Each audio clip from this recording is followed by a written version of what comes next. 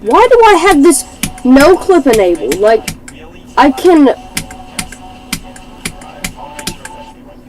Like, look. It's weird. Like, what? Why can't I go through that? Like...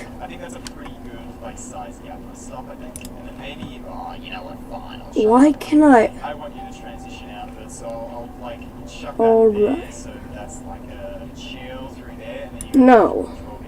So I don't want to pass through. So why would I? Why am I lagging so much? Or why did I just like drop in quality?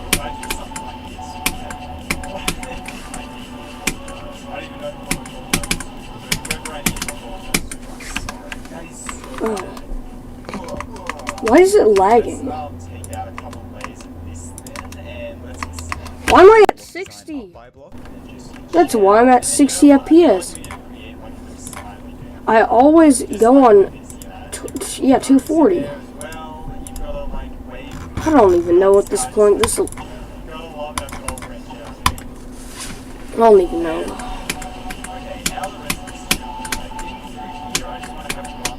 Oh.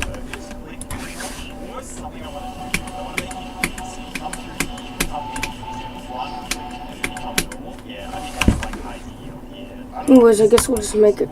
Wait, I already have a copy. Bro.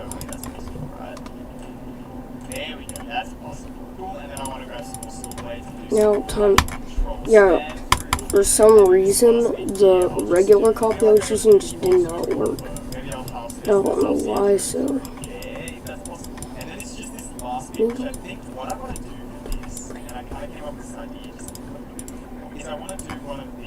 This is mini.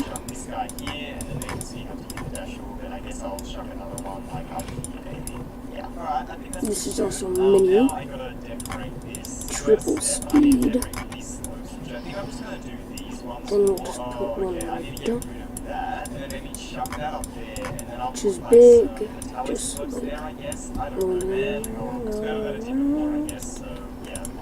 yeah, now we just have this wave right here, which is triple, because a lot of this level is in triple speed. Alright, I guess we'll start doing some runs.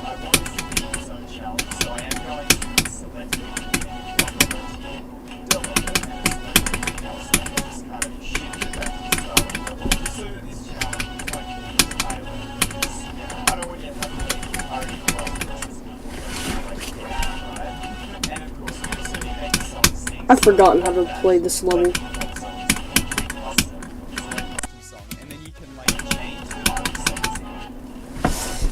Ow!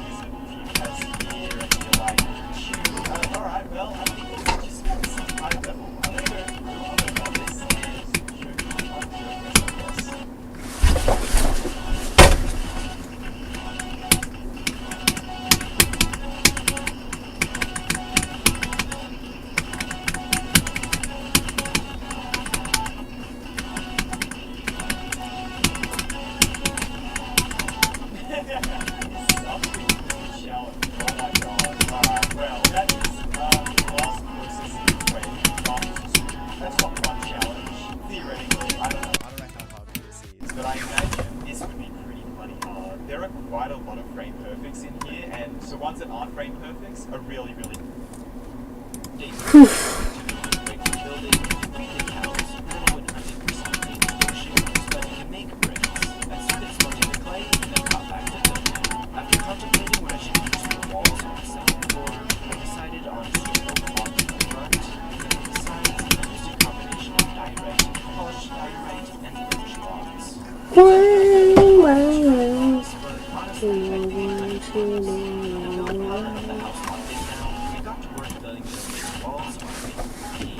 Oh right, this is actually opposite gravity. Balcony at the back of the house overlooking the water. As it started to rain, I finished the chimney using cobblestone and tough blocks. At the top, I placed a couple of campfires and surrounded them with oak trap doors. To cap it off, I used cobblestone slabs. It's a pretty simple design, but I think it fits the house pretty well.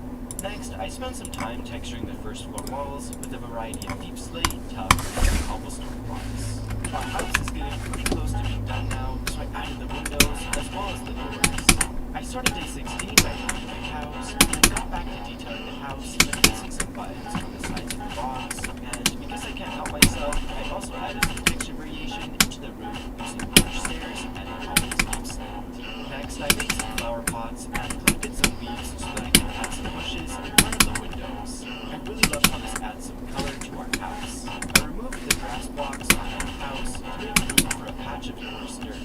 In the process, I had to get rid of the prop farm, but that's alright since I want to make a bigger one. What does up arrow feel like? I finished detailing the back by adding a bit of short grass, and I got to work creating a path leading from the house over to the quarry. I like Sario better. I absolutely love connecting my I could probably be a keyboard player, but my keyboard isn't that good. and to blend the path, Just like some random I used a bit of RGB one. After reaching the house again on day 18, I got attacked by a skeleton, and my heart actually got kind of low, so I decided not to risk it, and went inside to get started. I used to think Chipotle was like a dim sum place. All the grass blocks, and then replaced them with Or like just, you know, dim sum. that. I built a staircase I don't know why. to the second floor. For the floor itself, I built it using birch wood, and honestly, I'm surprised that it doesn't look too bad. I feel like not having access to this spruce wood is really forcing me to be more creative with my block choices.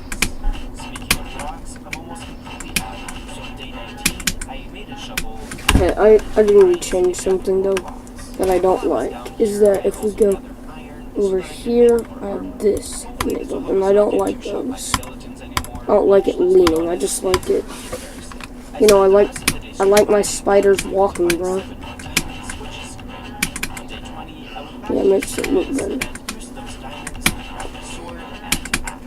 It's really nice to have full diamond tools now.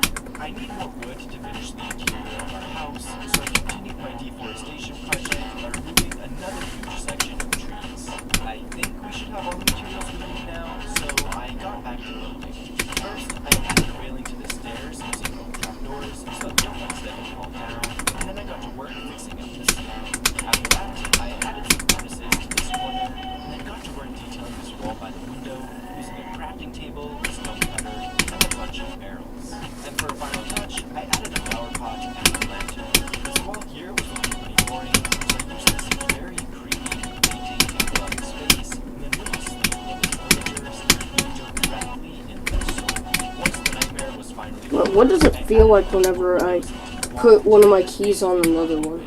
after decorating that wall, Oh, right. Yeah, I kind of have to use the middle one, but I don't really care. I like it. moving down to the first floor, I added a crafting table and a decorated pot beside the front entrance. As the sun was beginning to set, I heard You can buy Sario devices with 4. I was still able to shape them for a fine. I don't know why you'd need one with 4, but if you could probably play games with a Sario device. Resources on my life.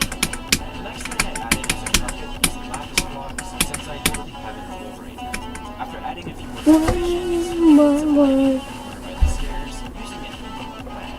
To finish off the room, I added a painting above the bed, and then had the idea to display the treasure bag that I found all the way back on day 1. Last but not least, I began moving all of my items inside, and I'm organizing everything as I'm going so that it'll be easier to find items in the future. I finished storing the remaining items on day 24, and it's super satisfying to see everything neatly put away.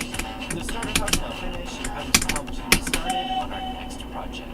Without wasting any time, I began prepping the area by doing some basic terraforming and harvesting all of the sugarcane along the coastline. On day 25, I began constructing a large dock along the water using pulpy slabs. I decided not to build it completely straight, as I thought that'd be too boring, so it took me some trial and error to get the shape. Hold up, wait a minute. Getting the basic shape of the dock in place on day 26. Where? Then, as I like to do, I just want to see if this is possible. this small So, hillside. All I was trying okay, to so do yeah, was we are in smooth out the mini terrain, wave. as well as create create a bit of a It means flat that if spot you that were we to could use go for up, future builds. I got back to work on the dock the following day by planning out where I wanted the pillars to go using dirt blocks. Dang. Once I was happy with the locations, I built up Tis pillars goody. using oak logs. Tis And we goody. still need some smaller docks So that is, actually in stretch theory, into the water, possible. So I started building them steps. Microclips. Once I knew where I wanted them to go, I widened the docks to 3 blocks wide. The diagonal ones look just a little bit goofy, but overall, I'm really happy with the main structure. So, like, of our dock. yeah, if you I could go wanted to move up. on to adding more details, but I was all out of oak wood, so I spent the rest of the day cutting down more trees. To detail the docks themselves, I first extended fences all the way down to the ocean. Dang it. to support I them. thought that After would be I possible. created a small railing of sorts using oak trapdoors, and for a bit of texture variation, I mixed in a few birch slabs. For some final touches, I added a barrel and chest, as well as a boat. With one of the smaller docks done, I got to work detailing the rest. Of course, I ran out of wood again though, so I cut down more trees on day So yeah, 30 you just and got let back that to fall. detail. I Go also down mixed in there. some stripped oak and birch Dang. logs into the surface of the dock to add more Hashtag texture world's variation. best swag I'm roots. quite limited with what blocks I have to build with right now, but Wiz- I just hope to make it look less You like a could giant block probably, with if that was lower speed, do to that. help fill out the space, I added a But bunch yeah, of now barrels here's and my chests question. If you scattered click around the early, area. And you I can also become added some normal. vents to sections just to add more variety. So, And as the sun began to set, does that I mean finished the day by connecting that the you dock could to our just- path system.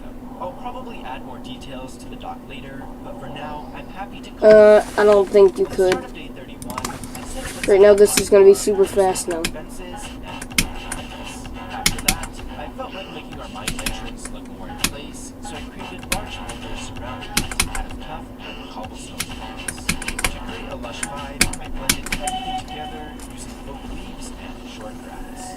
I spent the remainder of the day extending our path up the hill, which is going to lead us to the location of our next build, and that is going to be a giant wheat farm. I got to work marking out the perimeter using cobblestone, doing a bit of basic terraforming along the way to make sure that everything was clean. Once I was happy with the shape, I started building up the cobblestone walls a bit higher, making use of slabs, add jogs and height differences, which make the wall look a lot more natural. I finished off the day by connecting our path to the entrance of the farm. I continued building on day 33 by adding texture variation into the walls using deep slate and Wait, what if I like flute Extinction? What if I flute this from 14? Let's see if I can't.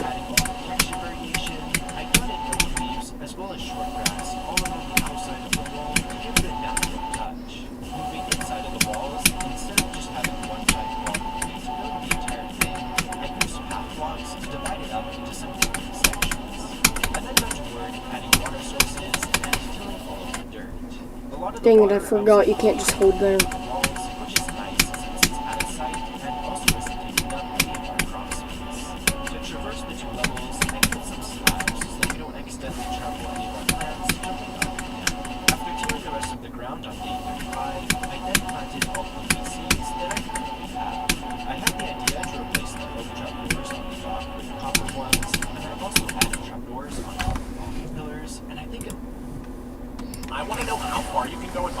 I don't want to. I don't want to know. I don't want to know.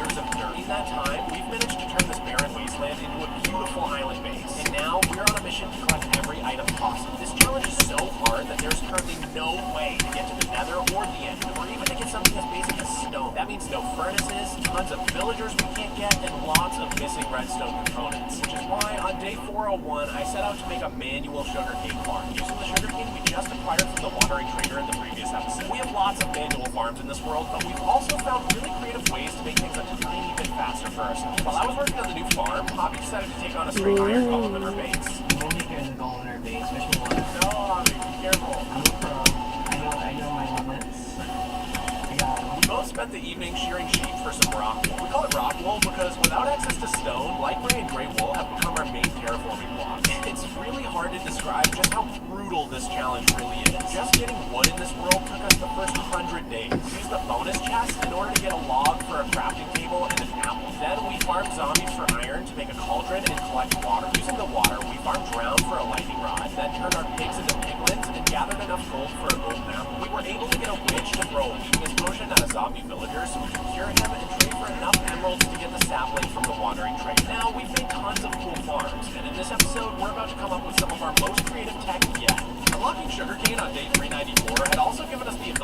craft lecterns and get librarian villagers. So Hobby started resetting librarians to try to get some useful enchantments. He set to work putting in the lecterns and moving the villagers around for the day. I continued preparing the area for our new sugarcane farm by farming and placing lots of rock. By the end of the day, we had both made good progress. Hobby got an infinity trade, and I was able to start planting the first stalks of sugarcane. The sugarcane farm continued to expand over the next few days as I carefully arranged the water pattern and propagated the plants as they grew. Unfortunately, part of the sugarcane fields overlapped with the slime chunk, so I had to use carpet and slabs to prevent them from taking over. Meanwhile, Hobby was able to unlock the mending trade so he could finally revive Big Dick, his infamous 26. in a classic turn of events. My goal for today is 30. Which is what we call it when I forget to light up my terraforming projects and mobs start spawning like crazy. I basically struggled with the monsters all night long, but Hobby was kind enough to share some gold carrots with me at dawn to cheer me up. Here you go. Oh, thank you. So much. You're welcome. I'm sure it will. On day 405, Hobby unlocked an Unbreaking 3 trade, which was a welcome addition to our enchantment collection. It was raining, which reminded us that we need to get our pig farm ready for any potential thunderstorms. We eventually want to fill up our museum with every possible item. We need to collect lots of gold tickets for all the tools in our and the only way to get gold is by converting as many pigs into piglins as we can each time there's a thunderstorm. That's why we built this giant pig head. It helps separate the piglins out from the pigs when they get struck to ensure maximum efficiency. The way it works is zombified piglins. You know what else is massive? While Hobby worked on breeding up the pigs, I was focused on fixing the ugly holes in our angry pig's face. I moved the ladders forward a block and added some trapdoors to make it look a whole lot better. Once the pigs were all bred, Hobby went back to collecting enchantments, so we could both improve our set of tools. I also returned to my task of expanding the sugarcane farm as much as possible. Let's get there. I think I'm going to pull my sword butter.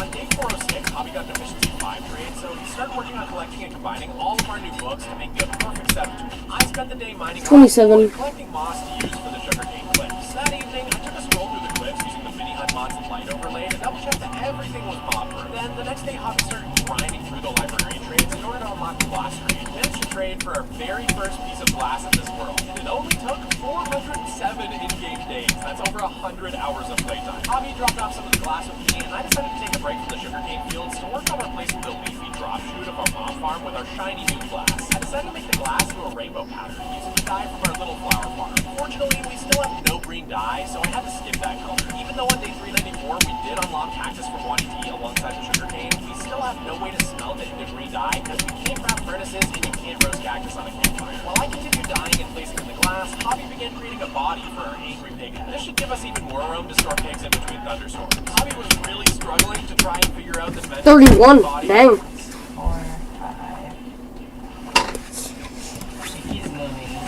So while he worked that out, I finished crafting up all the glass colors and I was ready to place it all in. Alright, let's make the goal for today, to get past that wave. Because that wave is impossible. Like, I've played that wave before. That should not belong in Easy Demon. This level's at least medium.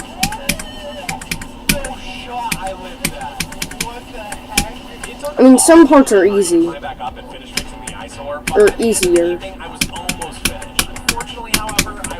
How do you do that wave? It's like impossible. Impossible.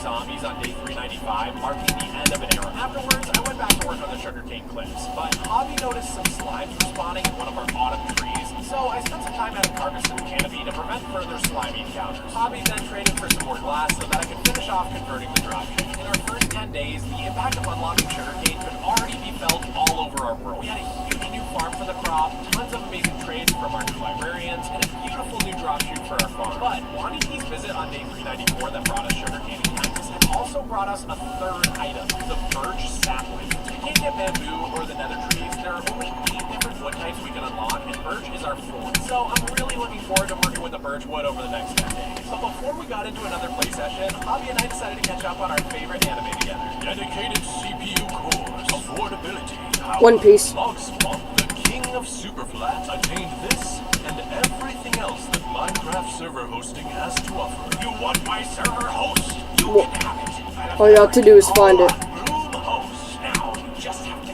click the link. These words lure many to surf the net and chase their dreams of hosting lightning-fast servers with advanced and efficient incremental backups. Logswamp's claim of free subdomains. I keep on dying to 31. And more. It seemed too good to be true, and yet the unique ability to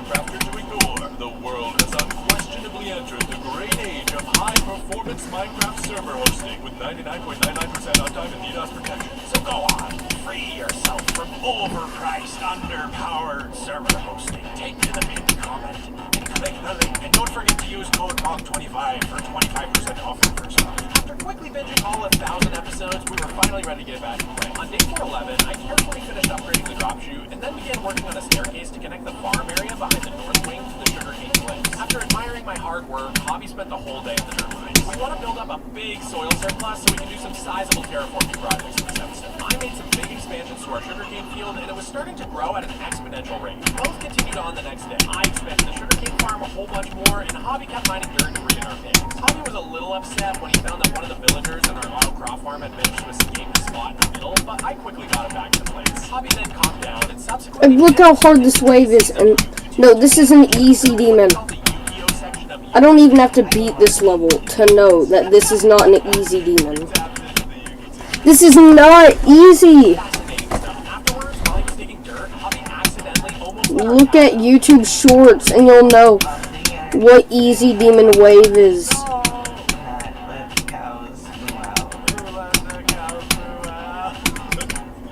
I was getting so sick of seeing slimes in the sugarcane fields that I decided to spray down some spruce slab pesticide that Hobby kindly brought me. Hopefully this stuff works. Okay, I need to get consistent with this wave. Champion underneath our iron farm. He's a zombie that had driven us crazy back around day 245 when we spent way too long looking for the source of growling in Hobby's base. That guy is still alive?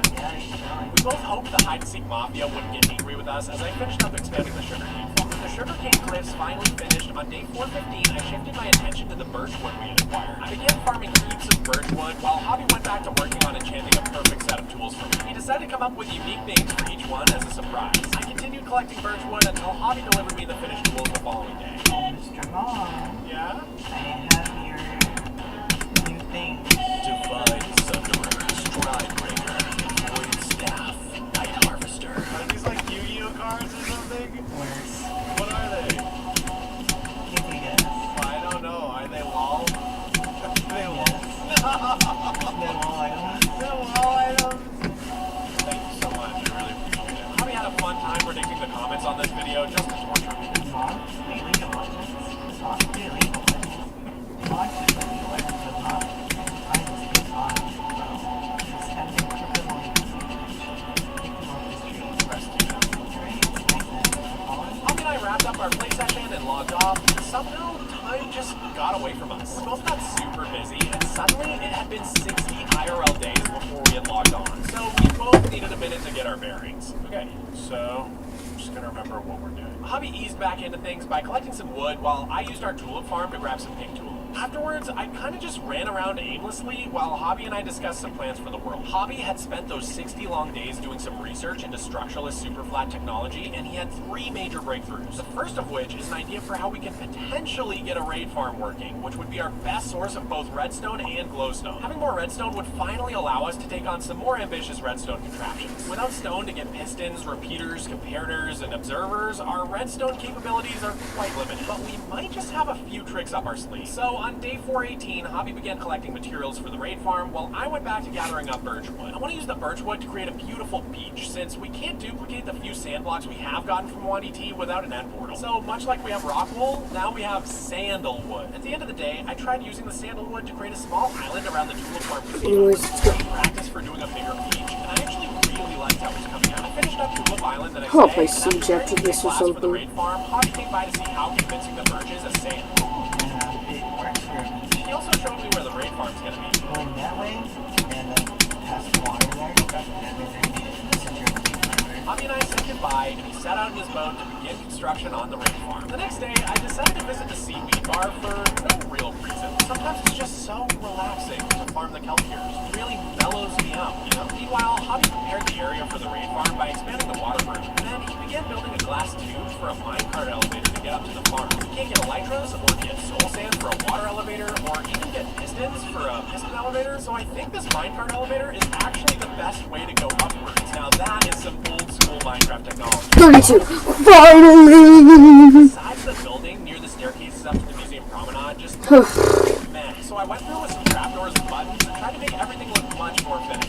Since Naturally, we want to fill in the museum with all the items. A big goal of mine for this episode is making sure the exterior of the building is completely finished. Once again, 10 days had passed, but with such a massive real-life rig halfway through, it had felt quite disjointed. That being said, with Hobby working on the raid farm, we were both just so excited to play. Hobby continued constructing the minecart elevator on day 14. Meanwhile, I really wanted to find a way to give our beacon some support since they were kind of just floating there. So I began constructing a foundation beneath the beacon with white wall walls to match the rest of the structure. I added in some windows as well as some wood detailing before moving on to the other side. When night fell, Thanos started swarming Hobby and knocked him off his glass elevator. So the two of us decided to go to sleep to get rid of the night terrors. The next morning, I nearly completed the second beacon building with just a bit of wood detailing left unfinished. So I headed over to the storage room to grab the final supplies needed to complete. Meanwhile, having finished his minecart elevator, Hobby began building the dropship for the villagers. By the next day, Hobby was ready to build the main part of the raid farm, which is designed by Vinegar358. He made a tutorial so good that ENXO4 himself commented, "Great job." Hobby switched on an overlay of the farm using the Lightmatic command to make sure everything would be placed correctly.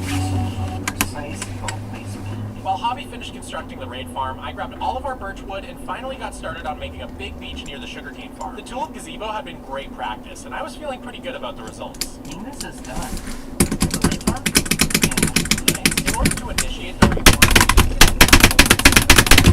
we need to wait for a pillager patrol to spawn somewhere. We hadn't really seen any around our base though, so Hobby wasn't sure quite what to do. But unfortunately, I was too busy dealing with another log farm to help him out. Maybe I should try escape for this control the spawn. What should I do? What should we do about this? The mobs. We ended up just going to sleep to kill off the mobs, and it's a good thing we did because we have a lot of villagers around our base. Oh god, they're going to murder villagers. Once I was done doing pest control, I realized that I had left spots on the inside of the Dang it. building. So Chell, I gotta stop streaming, wait.